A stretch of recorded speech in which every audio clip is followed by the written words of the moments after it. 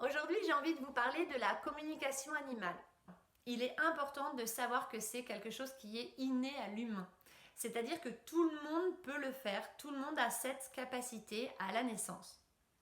Alors bien sûr, la société dans laquelle on vit aujourd'hui fait que une grande majorité des humains perdent cette capacité durant leur enfance. Bien souvent parce que les adultes autour des enfants vont leur dire «Oh mais arrête de raconter des bêtises» ou «Oui, oui, ça c'est ton imagination», etc., etc. Ou bien non, les entités, tout ça, les esprits, ça n'existe pas, les fées, etc. Ce qui fait que l'enfant va se couper de ses extrasens au fur et à mesure qu'il grandit et il deviendra un adulte qui n'a aucune conscience en fait qu'il possède ses capacités à l'intérieur de lui. La communication animale, en fait, c'est tout pareil que l'intuition. Donc, si tu es quelqu'un de très intuitif, eh bien, il te sera très facile de développer cette forme de communication télépathique ou subtile. En fait, la communication animale, c'est tout bête. Et pour y arriver, il suffit de porter ton attention sur l'animal avec qui tu veux communiquer. Bon, bien sûr, moi, pendant mes stages, je vous explique vraiment tout, comment ça fonctionne, pourquoi ça marche, à quoi ça sert, comment on fait pour se connecter, il y a plein de techniques, etc. Et puis surtout, il est question de lever vos blocages. Parce que si aujourd'hui vous pensez ne pas pouvoir y arriver, ou si aujourd'hui vous pensez que c'est un don, que c'est donné par Dieu ou je ne sais qui à certaines personnes sur Terre, vous vous trompez.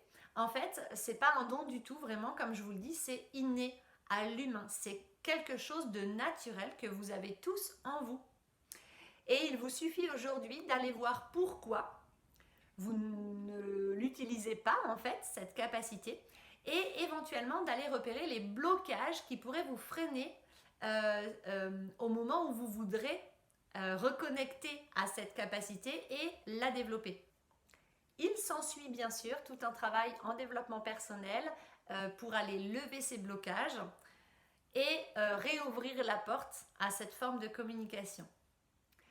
Alors après, c'est comme tous les métiers, bien sûr, c'est pas parce que c'est inné que tout le monde peut devenir communicant animalier professionnel. En fait, la communication animale, ça fait partie de la médiumnité.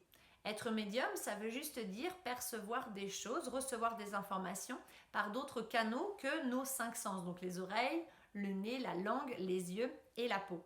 Mais tout comme je suis née avec des mains, je ne vais pas forcément être douée en maçonnerie ou être douée en sculpture ou en peinture ou en cuisine par exemple. Et tout comme je suis née avec une voix, je ne vais pas forcément devenir chanteuse, être castafiore ou conteuse, etc. Donc on a tous des capacités naturelles, dont la communication intuitive, mais par exemple aussi l'odorat, l'ouïe, etc. On a tous un centre intuitif et donc on a tous une intuition qu'on peut développer. Par contre, on n'est pas tous faits pour en faire notre métier et donc on n'est pas tous faits pour développer ce talent, pour devenir médium ou communicant animalier. Donc pour résumer, la communication animale, c'est quelque chose d'inné à l'humain.